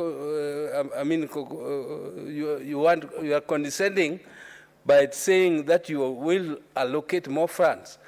The true independence of these institutions is that they should also be financially independent, Mr. Speaker, sir. The judiciary should be given an opportunity to prepare their budgets, present them to Parliament. Once Parliament has approved them, then they should be given direct funding from the consolidated fund, Mr. Speaker. The same way, Parliament should be funded directly from the consolidated fund and not given a favor which is like a bribery. Mr. Speaker, when you talk of giving the judiciary fund to strengthen them, it is like bribing them or thanking them for some action which they have done or omitted to do. Mr. Speaker, that I did not take kindly, and I thought that was not a very, very good way of talking about the independence or strengthening the judiciary. Mr. Speaker, sir, the other point which I noted in the President's speech was on the issue of not subsidizing consumption, but subsidizing production. Mr. Speaker, this is a principle which is correct. It is a principle which is correct that you should not be subsidizing consumption, but you subsidize production. Now, Mr. Speaker, whereas this is true, the President went ahead to mention that he had reduced the price of fertilizers from 6,500 to 3,500. Mr. Speaker, first, I understand, I don't know whether it is that this fertilizer was a donation which was given free. Secondly, it was sent out late when people did not require them. But, Mr. Speaker, that is not the issue. The issue, Mr. Speaker, is that the fertilizer is only one factor, one input in the production of maize, for instance. Mr. Speaker, when you talk of inputs to encourage or to spur production, you also talk of land preparation. And land preparations these days, Mr. Speaker, is not done by the hoe. It is not done by clearing with pangas. Mr. Speaker, it is done by tractors, and these tractors use diesel. So when you remove subsidy from diesel and you call it consumption, and yet it is an input into production, into land preparation, Mr. Speaker, you are not helping the farmer. And the final product is that what comes out is not going to be cheaper, Mr. Speaker, because you are excluding other inputs which are necessary to help the farmer produce the food. And Mr. Speaker, in a line of production, as you all know, Mr. Speaker, there are so many other ingredients which affect the cost of farming, including post-harvest losses, Mr. Speaker, storages, and also making these products accessible, Mr. Speaker. Mr. Speaker, making them accessible means facilitating transportation from areas where they are produced to areas where they are needed and making them accessible. Because sometimes, Mr. Speaker, you have a situation where maize is available in areas where it is produced, but there is hunger in areas where it is needed. Mr. Speaker, the logistics of moving this should be one of the considerations which should have been given by the President, and not introducing GMOs immediately thereafter. The GMOs which have failed in South Africa. They failed in South Africa because of very many reasons, including the patenting of those seeds by seed companies who will make them inaccessible to farmers, will make them very expensive. Mr. Speaker, when we are talking of introducing them, there are other things, including health issues, which should have been considered, and this should be a matter for policy, which should be discussed by members of the public before such a policy is introduced. And because it is something which none of the East African countries is implementing. All the East African countries have rejected it. I was a member of the East African Legislative Assembly.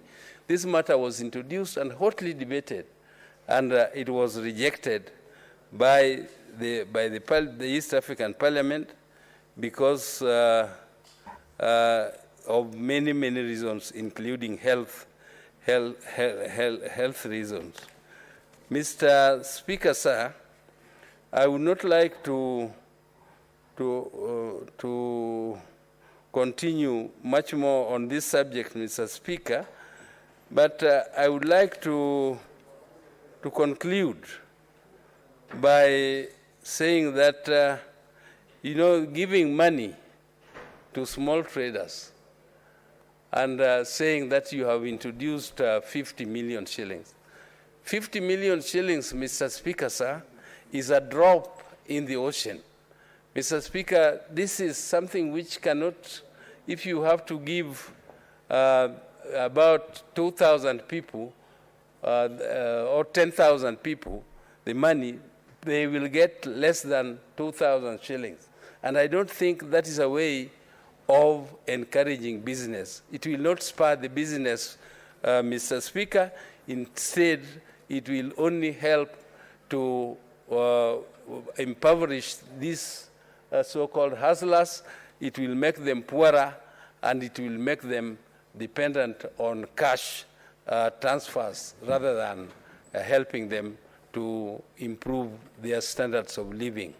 Mr. Speaker, sir, with those few remarks, I want to end my contribution to this. Majority Leader Emeritus, Senator Kipchumba Murkomen.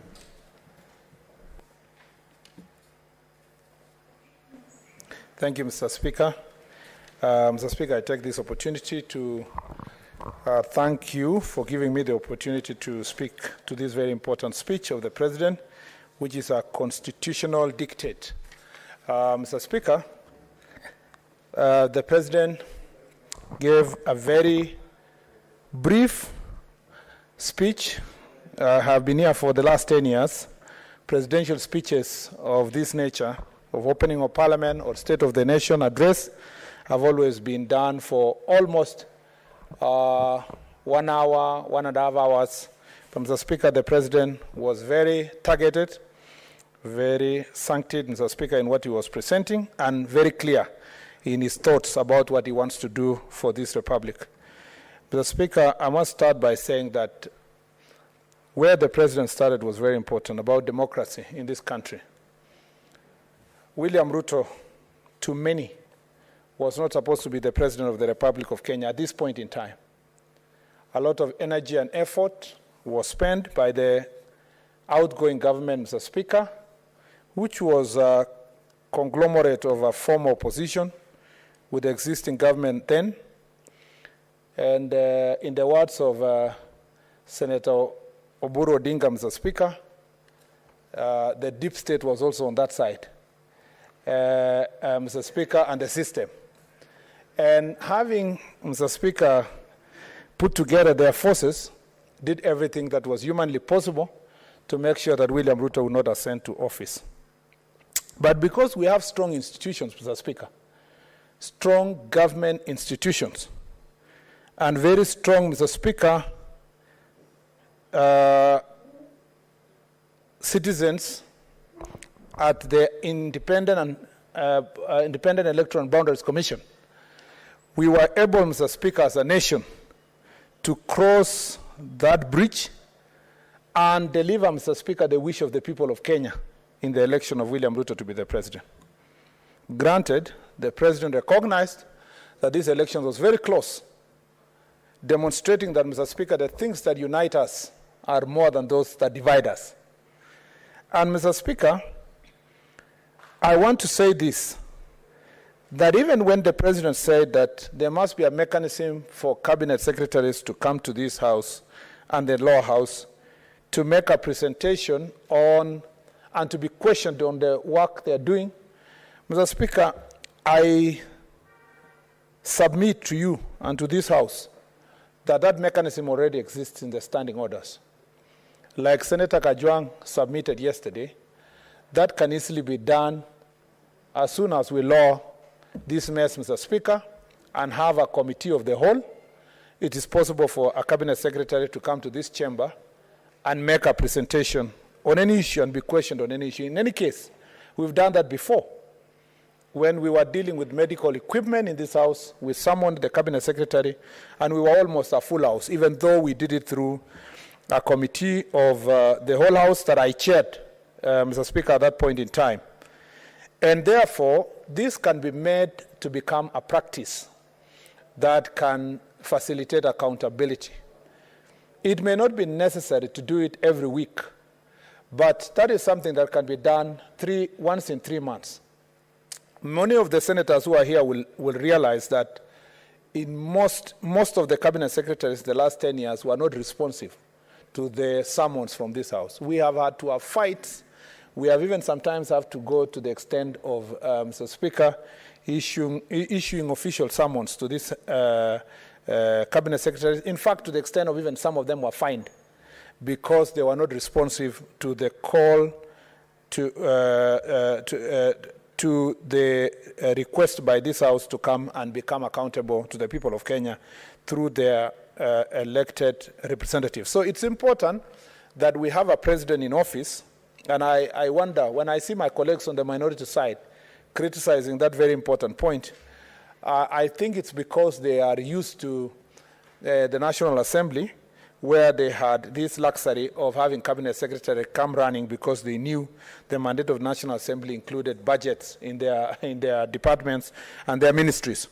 But this House has been ignored for long. So it's important to have a president in office who appreciates the role of this Senate and Parliament and who wants to give support to a legislature to function.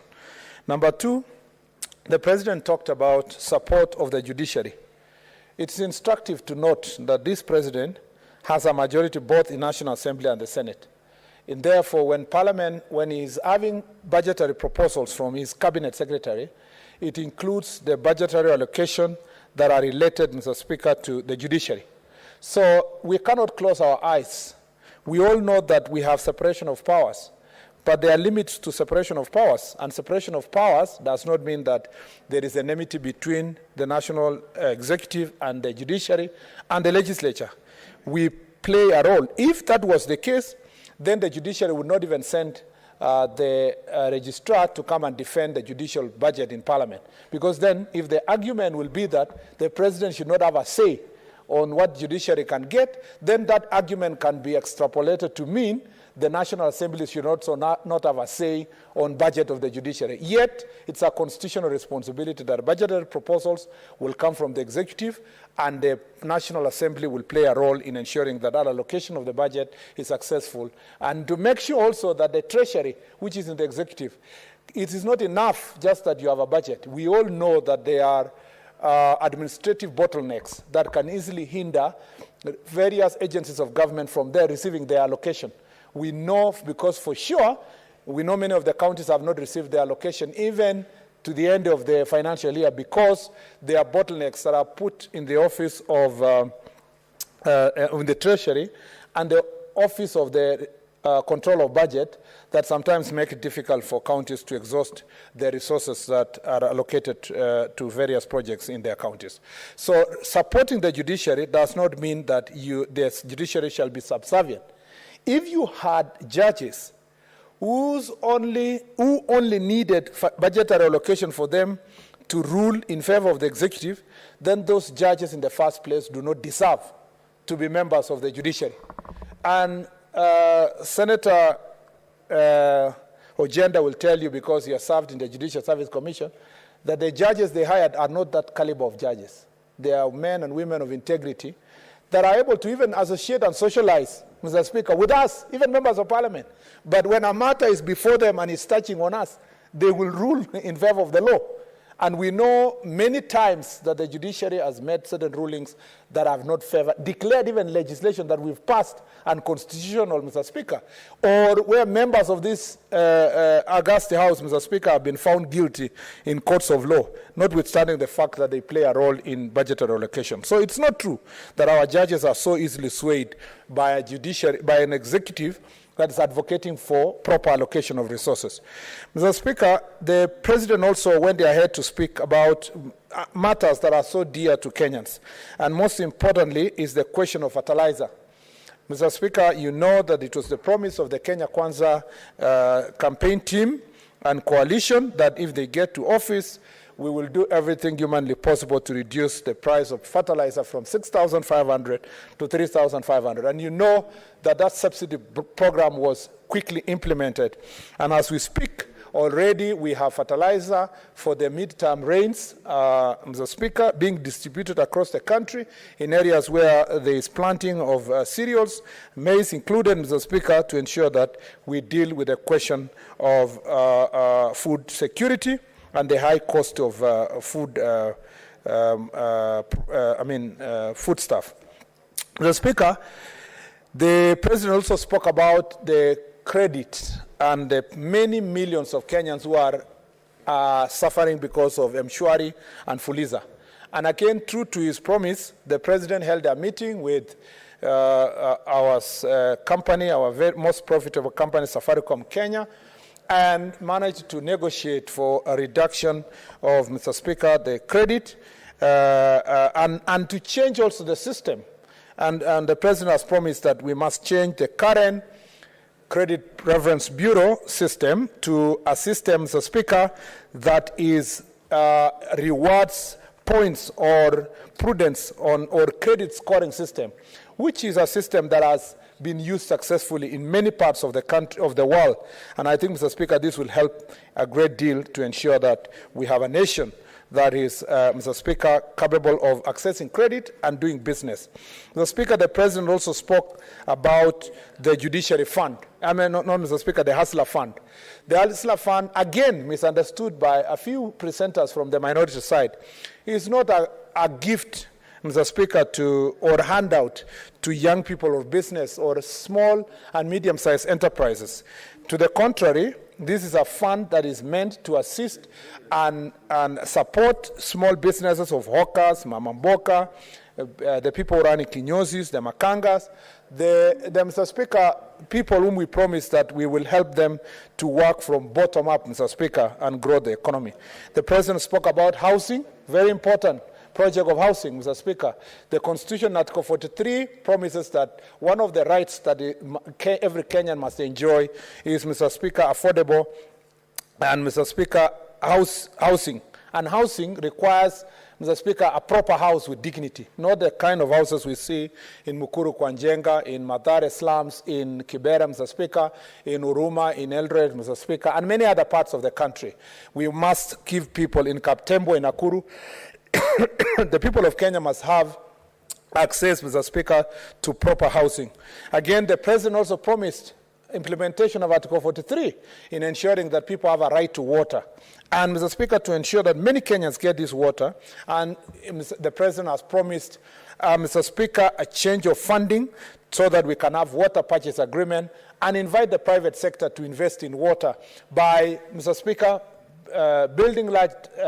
constructing large dams, distributing the water, and billing the users. And then the private sector can, Mr. Speaker, recoup their expenses, Mr. Speaker, and profits that they need through, Mr. Speaker, charges that are going to ensue in that sector. Therefore, President's speech, Mr. Speaker, had so many issues, including universal health care, further distribution of electricity, digital technology distribution, and using, Mr. Speaker, the electrical system that is in place to distribute electricity. Mr. Speaker, a more just tax system that the President has promised. Mr. Speaker, an enhancement of savings by the people of Kenya. And therefore, Mr. Speaker, I call upon my colleagues and members of this House, Mr. Speaker, the Senate and National Assembly, that let's close ranks and support where the president is right, where the government is right. Let's also close ranks and criticize the government, oversight the government properly. This is a government that is ready to be oversighted.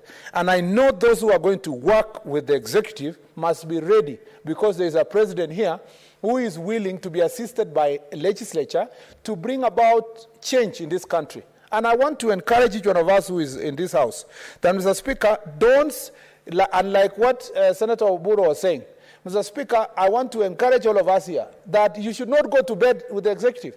Not just those who are in the minority side, Mr. Speaker, also those who are in the majority. It's our responsibility, notwithstanding the side we are sitting, to make sure that we hold the executive accountable. If we don't do that, we are going to make the executive fail. For those of us who are sitting in the majority side, notwithstanding the fact that we campaigned and supported and brought a president to office, he has not called us into sycophants.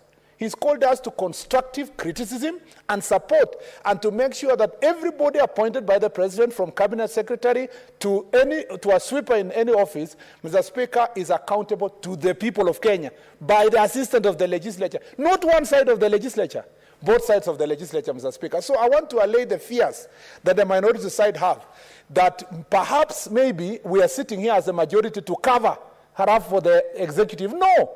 If we cover up for the executive, the people of Kenya will know and will see through our behavior and our actions, and we may not have a chance to be re-elected again, Mr. Speaker. So it is a call for all of us to make sure that we stand together as a legislature. And I keep calling, Mr. Speaker, that the Senate must not sleep on its job, must not abdicate its responsibility, must not, Mr. Speaker, leave this responsibility to National Assembly. We must be on the forefront. And in any case, the President has also promised that he's going to support the funds for accountability in this House. And Mr. Speaker, we need to follow through that promise and ensure that there is enough resources for senators to be able to go to their counties and hold their governors into account and county executive, Mr. Speaker, through proper meetings that are funded by the executive. And Mr. Speaker, we must also support the national government CDF fund, because we all know the difference it's making as a unit of further devolution, Mr. Speaker, of resources to the constituency level. We may have had issues before with the National Assembly members, but we cannot argue with the benefits that come with the national government CDF, because, Mr. Speaker, you are a witness. You've been a member of National Assembly. Without that CDF, many of our schools would not have the infrastructure that they have today. Mr. Speaker, I beg to support and wish, Mr. Speaker, His Excellency the President and his government the very best as they serve the people of Kenya. I thank you, Mr. Speaker. Thank you, Senator Murkomen. Well spoken. And if you go, first of all, I want to wish you best of everything in your near future endeavor. And if you go with that mindset in the executive, I'm telling you, you learn a lot of value in what the executive does in this country. Let us now hear Senator Tom Ojenda, Kisumu Senator.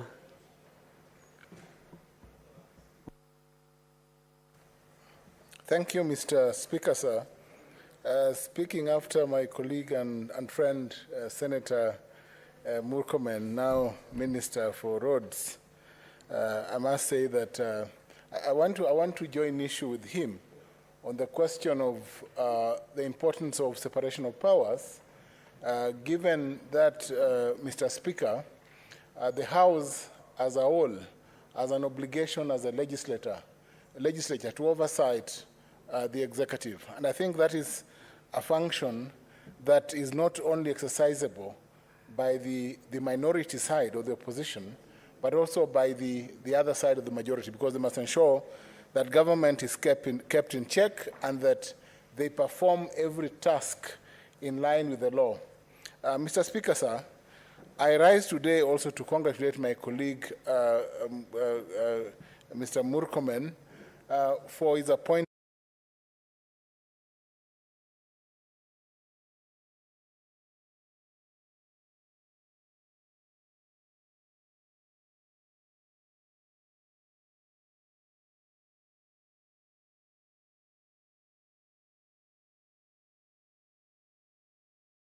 they will get the approval or the nod of Parliament. I believe that my other colleague, the Honorable Kithure Kindiki, the Minister for Internal Security, will also get a nod because I think, Mr. Speaker, we need to have this executive in place so that they serve Kenyans.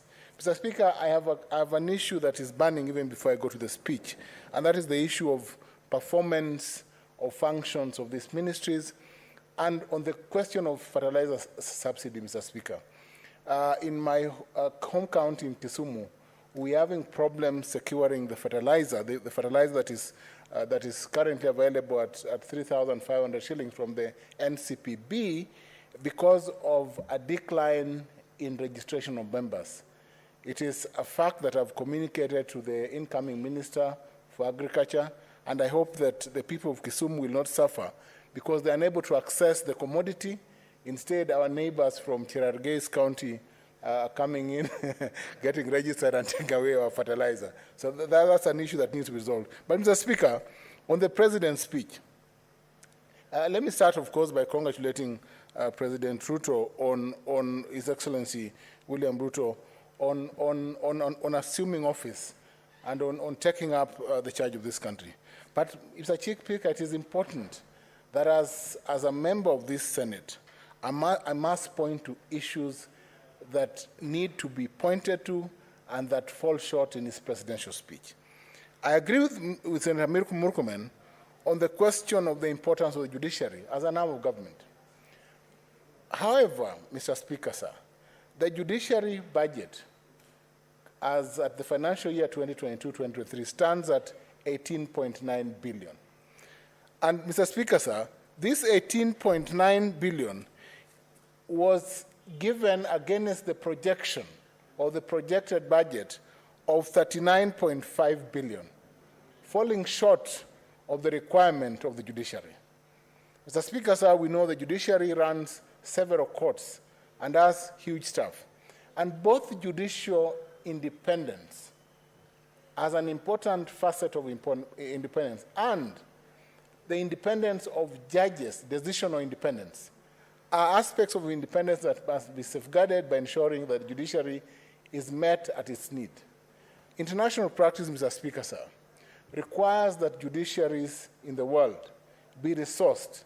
And most countries, Mr. Speaker, sir, place the funding of judiciaries at 2.5%. Out of the budget of 3.3 trillion in the last budget, Mr. Speaker, sir, the budget given to the judiciary of 18.9 billion amounts to 0.0189 trillion percent, 0.0189%, which is still short of the budget. It is less than 1% of the national budget, Mr. Speaker, sir. So I believe the government can do better and give the judiciary more money so that it meets its target of 39.5 billion that it sought in the budget. Mr. Speaker, I am aware that the Judiciary Fund has been activated, and that was done by the retired President Uhuru Kenyatta. And so under Article 173, that fund is functional. And I believe that going forward, we need to capacitate the judiciary so that it can deliver to the people of this country. Going to the other question that I want to mention and that is of interest to me is the question of climate change, Mr. Speaker, sir. Mr. Speaker, sir, climate change impacts on every life. And every concept or principle of environmental law, the principles of intergenerational equity, behove upon us to ensure that we manage our environment to the level that we will pass on to the next generation safely for use and application, Mr. Speaker, sir.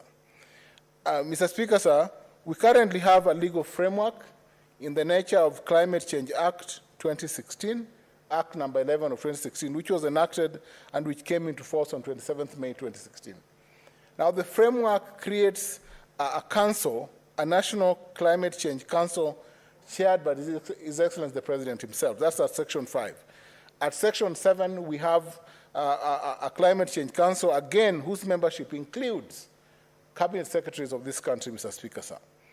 And of instruction, Mr. Speaker, sir, is that the structure of the Act creates a framework that leads to carbon credits so that the control of global house GHGs is not just at the national level, but also at the county level, so that all citizens of this country, Mr. Speaker, sir, can benefit from carbon credits. And I think that's a powerful statement because that is why the Senate is involved in this action. And that national policy as spelled out, Mr. Speaker, sir, should point to what government should do. The government can get funding from all fronts and ensure that the fund created at Section 25 is sufficiently funded so that every citizen of the 47 counties of this country can benefit from the Climate Change Fund. Mr. Speaker, sir, if I may move on, let me point out that the President should have pointed deliberately to what amount of expenditure, amount of budget, he will add to the fund under Section 25 instead of stating generally that the government will be concerned or will prioritize climate change. My good friend Rosalinda Soipan is the Minister for Environment, and this is an area, a subject that is dear to my heart, and is a subject that I will follow to ensure that we are able to deliver as a country on the question of climate change, because climate change and the destruction of the ozone layer is not about us. It is not about this country. It's about the entire world. And therefore, it is as important as the life of every citizen in the globe, Mr. Speaker, sir. Mr. Speaker, sir, I would propose, therefore, that on the question of climate change, the President's speech fell short and would have been more specific on the measures that should be taken to encourage or to ensure that every citizen is involved in activities that mitigate climate change or the advancement of climate change, because climate change not only affects basic life, Mr. Speaker, sir, but affects every aspect of life, including agriculture, Mr. Speaker, sir, including fishing, that is key to my county, Mr. Speaker, sir, including every other aspect of the life of our children, Mr. Speaker, sir. Mr. Speaker, sir, may I touch lastly on the question of parliamentary oversight? Article 93(2) of the Constitution remains the guiding compass on oversight. And, Mr. Speaker, sir, this House, under Article 96 of the Constitution, undertakes oversight in the same manner as the National Assembly and the county assemblies in this country. I think the role of oversight cannot be overstated. And when the President pointed to the need to create an oversight fund, Mr. Speaker, sir, all of us were happy because we believe, Mr. Speaker, sir, that Senate as an upper house must be strengthened to undertake its oversight role. Going forward, Mr. Speaker, sir, I propose that, and apart from the provisions of Article 153 on the question of attendance of Cabinet Secretaries, and of course, Cabinet Secretaries are enjoined to attend Senate if summoned, Mr. Speaker, sir, given the complementary provision of Article 10 on the obligation as public officers to be accountable. Mr. Speaker, sir, my proposal is that we will need to work with the National Assembly to ensure that we have legislation that creates ability of oversight by both the National Assembly and the Senate beyond what was provided for under the CDF Act. I think that the President lauded. Mr. Speaker, sir, I beg to thank you. That's all, Mr. Speaker, sir. Thank you. We have 3 minutes.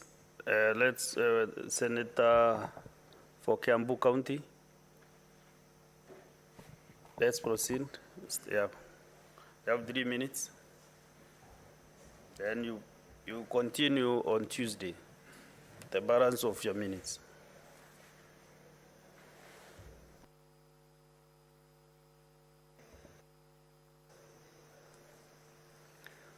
Thank you very much, Mr. Speaker. And I thank you for this opportunity for me to contribute on the presidential address to this House.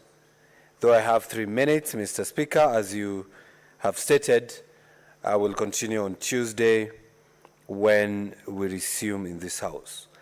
Mr. Speaker, just like it was stated here by one Senator Cherargei, I would want to use the same words, although he never quoted where the words came from, but I would want to quote the same words in describing the President's debate with the words of Winston Churchill, that the presidential speech was like a woman's skirt, long enough to cover the subject, but short enough to create interest.